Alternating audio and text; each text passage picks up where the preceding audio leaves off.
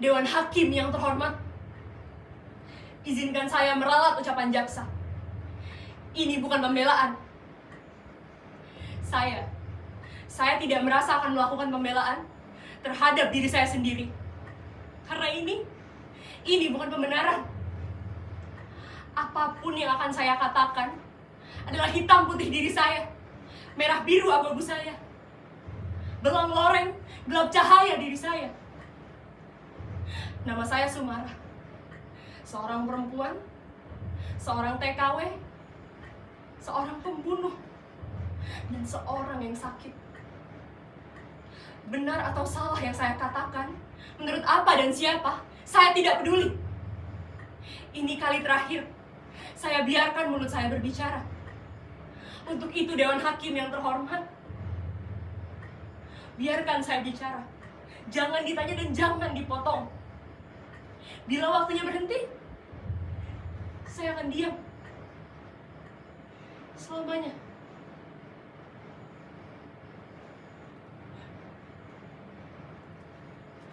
Nama saya Sumara. Saya seorang TKW. Babu. Iya, saya babu. Tapi itu yang hebat. Hebat karena berani mengambil keputusan untuk berada pada tempat terbawah dari struktur manusia. Inilah saya, Sumara, yang bertahun-tahun menjilati kaki orang, merangkak, dan hidup di bawah kaki orang. Bertahun-tahun saya tahan mulut saya.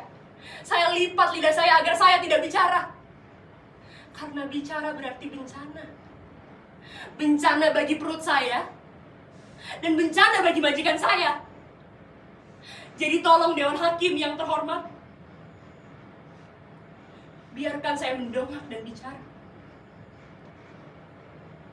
Dari kecil, saya tidak berani mendongakkan wajah, apalagi di Karangsari, desa tempat saya dilahirkan.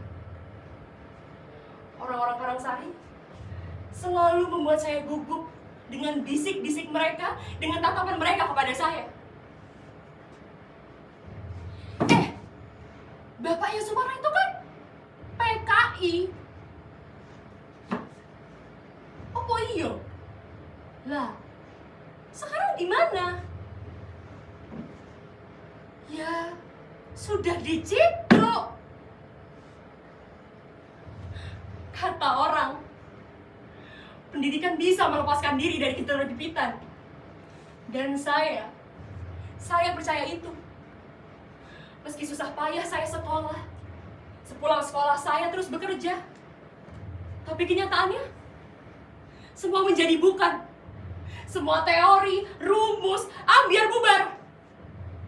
Nemku, rapotku, ijazahku, macet. Ketika aku mencari kerja, ijazahku tak berbunyi apa-apa. Pilihan pekerjaan yang layak hanya menjadi babu, menjadi pembantu di rumah orang. Bekerja dari subuh hingga larut malam. 2 bulan. 2 bulan gaji saya ditilep. Cacian demi cacian menampar hati saya. Itu karena saya tertidur saat majikan saya pergi. Padahal segala hal saya lakukan. Mulai dari mencuci, mengepel lantai, memasak, menyuapi anak majikan, hingga naik ke atas genting.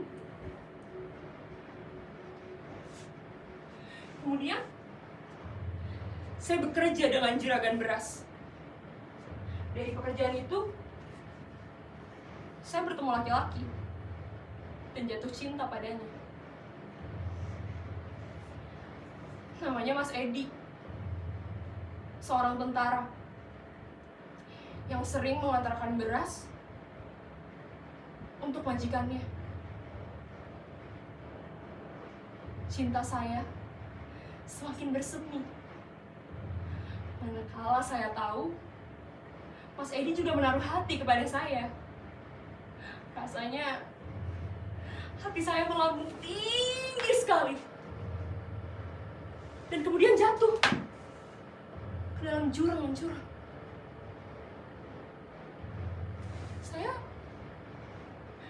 Saya tak mungkin meneruskan hubungan cinta saya dengan Mas Edi. Di tengah bulannya, Simbo menawarkan saya untuk pergi ke Arab dan menjadi TKW. Saya hanya diam. Tapi kata-kata Simbo menghantui pikiran saya. Tapi kemudian segala sesuatunya kami urus melalui perantara seorang calon. Saya akhirnya dapat mendaftar sebagai seorang TKW dan segala syaratnya saya penuhi. Walau mengapa tidak saya sadari sejak dulu bahwa segala sesuatunya akan lebih mudah dengan selipan-selipan itu. Jadilah saya Sumarah binti Suliman, jadi TKW lulusan SMA dengan predikat NEM tertinggi, jadi babu di negeri orang. Saya pikir saya bisa bermetamorfosa dari tulang menjadi kupu-kupu yang indah. Tapi nyatanya tetap saja Sumarah tetap saja kandas. Di balik jubah-jubah majikan dan di balik cadar-cadar hijab majikan saya, segala nasib saya kandas. Saya disiksa, gaji saya setahun hilang,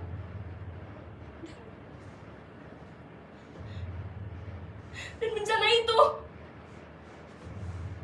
saya diperkosa seperti budak hina yang halal dibinatangkan.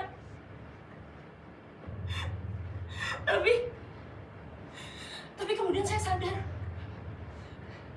saya harus mendongakkan kepala, meludahi muka orang yang membinatangkan saya, mengangkat tangan, dan meraih pisau tajam untuk kemudian ditusukkan di jantung hatinya. Majikan itu saya bunuh. Saya bunuh semuanya. Sekarang dengan berani saya berbuat salah. Salah yang sesungguhnya. Saya sadar akan divonis mati. Saya tidak butuh pembela. Saya tidak butuh penasihat hukum.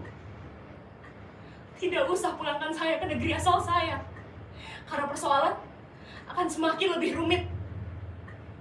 Karena tidak ada yang bisa dihisap dari seorang babu seperti saya. Maka saya ragu, apakah hukum di negeri saya dapat membela saya. Jadi Dewan Hakim yang terhormat, nama saya Sumarah.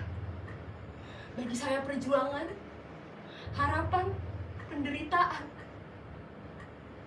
semua butuh keberanian. Tapi harapan itu yang menjadikan penjara bagi hidup saya. Hidup saya penuh ketakutan. Saya sekarang harus berani. Karena hidup dan mati adalah dua sisi.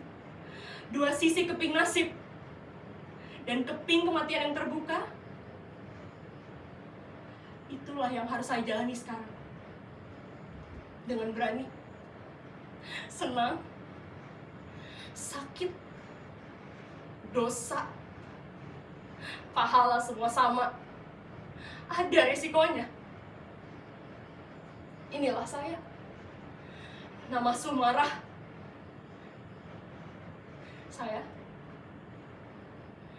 Saya siap mati